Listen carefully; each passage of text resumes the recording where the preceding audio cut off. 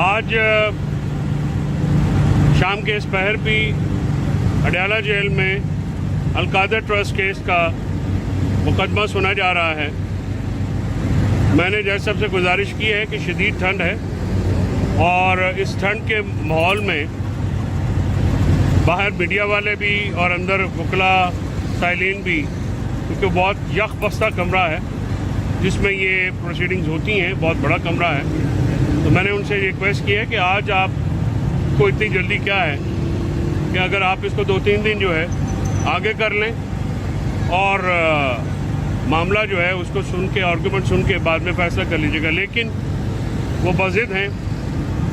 القادر trust case ہے کیا، میں مختصراً آپ کو یہ بتانا چاہتا ہوں۔ القادر ٹرسٹ کیس بنیادی طور پہ ٹارگٹ کیا جا رہا ہے عمران خان صاحب کے سوشل ورک۔ عمران خان صاحب کی طرف سے غریبوں کے لیے، پاکستان کے عوام کے لیے جو کام کیا جا رہا ہے 30 سالوں سے،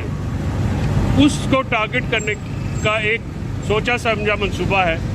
یعنی ایک دیہات کے اندر، میرے اپنے ضلع میں چھوٹے سے گاؤں کے اندر، وہ القادر ٹرسٹ جس میں سیرت النبی اور نبی پاک صلی اللہ علیہ وسلم کی زندگی اور حیات کے اوپر جو ہے لوگوں کو یہ تعلیم دی جانی ہے، اس ٹارگٹ کو دیہات میں جہاں پہ 100% لوگ فری پڑھتے ہیں، القادر ٹرسٹ بنایا گیا سیرت النبی کے لیے اور سنت نبوی کے لیے، جو تعلیم ہے عام لوگوں کو، عوام کو حضرت محمد صلی اللہ علیہ وسلم کی سیرت کے بارے میں، زندگی کے بارے میں جو تعلیمات کے لیے، اس کے اوپر جو ہے یہ ایک فرضی کیس کھڑا گیا اور اس پہ جو الزامات ہیں ان کا بنیادی مقصد پاکستان میں ہونے والے جو فلاحی کام ہیں ان کو ٹارگٹ کرنا۔ یعنی اس کا یہ مطلب ہے کہ اگر القادر ٹرسٹ کیس میں سزا سنائی جاتی ہے تو شوکت خانم کینسر ہاسپٹل لاہور، جس کا 9 ارب روپے کا سالانہ جو خرچہ ہے، جو کہ نقصان ہوتا ہے، ڈیفیسٹ میں ہوتا ہے، وہ عمران خان صاحب اپنی اس کی ذات کی وجہ سے فنڈنگ ہوتی ہے اوورسیز کی طرف سے، جس میں وہ پورا ہوتا ہے۔ اس طرح شوکت خانم پشار ہے اور اب انڈر کنسٹرکشن جو کراچی والا ہے، اس کے اوپر آپ جو ہیں یہ قدغن لگا رہے ہیں۔ اسی طرح نمل کا جو پروجیکٹ ہے، جس کے لیے جو انٹرنیشنل ڈونرز ہیں وہ عمران خان صاحب کی ذات پہ کرتے ہوئے جو ہے یہ اس کو ڈونیشن دیتے ہیں، اور یہ کہنا کہ ایک پرائم منسٹر جو ہے وہ فلاحی کام نہیں کر سکتا، حالانکہ کسی بھی جو وزیر اعظم ہیں ان کا بنیادی کام عوام کی فلاح ہوتا ہے۔ تو یہ اس کے لیے جو ہے رکھا گیا 190 ملین پاؤنڈ کا جو یہ القادر ٹرسٹ کا یہ کیس بنایا گیا ہے۔ بنیادی طور پہ اس کو برطانیہ میں نیشنل کرائم ایجنسی نے اس لیے اس کو تفتیش کی کہ نواز شریف کے صاحبزادے حسن نواز نے 9 ارب کی پراپرٹی 18 ارب روپے میں بیچی، تو انہوں نے کہا کہ یہ سسپیشیس ٹرانزیکشن ہے، اتنی مہنگی پراپرٹی کیسے بکی، اور علی ریاض صاحب نے یہ چیز خریدی۔ اس کے بعد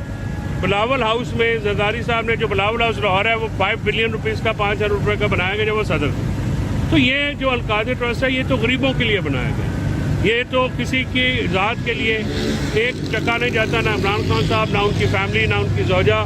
اس سارے کیس میں سے ایک، اور یہ پروسیکیوشن کا ایویڈنس اس سلسلے میں خاموش ہے کہ یہ کرائم پروسیڈز ہیں یا اس میں سے ایک ٹکا بھی بینیفٹ لیا گیا۔ الٹا یہ کہ یہ پیسے جب پاکستان میں آئے تو اس کے اوپر تقریباً 24 ارب روپے کے قریب جو ہے منافع بھی سپریم کورٹ کے جب اکاؤنٹ میں تھا وہ بنایا گیا ہے، اور اب وہ منافع سمیت وہ تمام پیسے حکومت کے اکاؤنٹ میں، یعنی واحد کیس ہے جس میں 1 ٹکے کا نقصان نہیں ہے، لیکن یہ نیب کا کیس بنایا گیا ہے اور ایک مضحکہ خیز بنیادوں کے اوپر یہ کیس بنایا گیا۔ تو یہ کیس کی صورتحال ہے کہ، اور جس طرح سے پروسیکیوشن کی گئی ہے اور جس طرح سے پروسیڈنگز جاری ہیں، مجھے اس میں کوئی حیرانگی کی بات نہیں ہوگی کہ اگر وہ باقی اتنے زیادہ جعلی کیسز کے ذریعے عمران خان صاحب کو سزا سنا دیں گے تو اس میں مجھے حیرانگی نہیں ہوگی۔ اس کے ساتھ ساتھ سول ڈس اوبیڈینس یعنی سول نافرمانی کی جو کال ہے، وہ عمران خان صاحب نے آج اس پہ بات کرتے ہوئے کہا ہے کہ سنڈے تک اگر ہمارے 2 جائز مطالبات جو ہیں حکومت اگر ان کو تسلیم نہیں کرتی یا ان پہ بات نہیں کرتی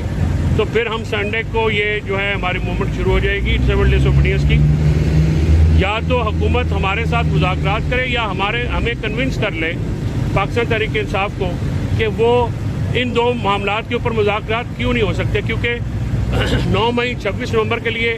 جوڈیشل کمیشن ایک جائز مطالبہ ہے اور اسیران کی رہائی جن کو 9 मई के झूठे केसेस में जो है 1.5 साल से पाबंद सलासल रखा गया है, उन असीरान को जो सियासी असीरान हैं उनको रहा करना ये जायज़ मुतालबात। तो खान साहब ने आज ये बात करते हुए ये कहा है कि या तो आप हमें कन्विंस कर लें कि इनके ऊपर बात नहीं हो सकती, कोई काउंटर एजेंडा है तो वो भी ले आएँ ताकि मुज़ाकरात कर सकें, और अगर आप नहीं करते तो फिर ज़ाहिर है हमें जो मजबूरी, कल भी हमने 7 नुकात बयान किए कि उनकी बुनियाद के ऊपर जो है ये सिविल डिसओबीडियंस की तरफ जो है जाना पड़ा है, वो हम नहीं चाहते। लेकिन हुकूमत जो है वो बज़िद है कि वो अब जिस तरह से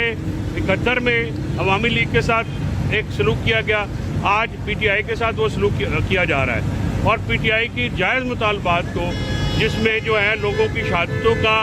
विरासत के शहरियों का, 79 पुरअमन शहरियों को जो गोलियां मारी गई हैं उसकी तहकीकात, और 9 मई को जो मामलात किए गए उनकी तहकीकात, साफ शफाफ तहकीकात का मुतालबा है, और हमारे कैदियों की रहाई का जो मुतालबा है। ये दोनों मुतालबात एक जायज़ मुतालबात हैं, और पाकिस्तान तहरीक इंसाफ की तरफ से 2 नुकाती एजेंडा है। हुकूमत आज जो है, आज भी